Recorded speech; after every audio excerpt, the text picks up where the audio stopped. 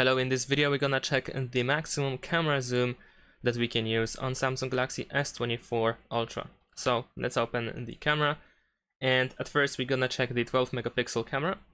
And of course over here at the bottom we have the zoom. If you tap on a 10x, then over here you will also unfold more options and you can zoom in up to 100. We can also try to do even more, but as you can see it doesn't work. And we also can open the slider in order to adjust the zoom even more. So it is a pretty big zoom. Now let's go back to let's disable the zoom and let's switch to 50 megapixels, and let's try to zoom in. And over here the maximum zoom that we can use is 10 times 10, and for 200 megapixels it is also times 10. We can also check the videos. So let's switch to video.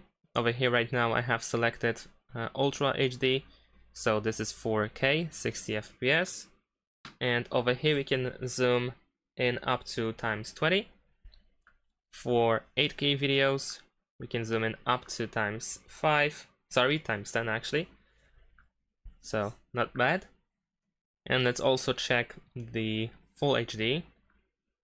Over here we have 20 as well.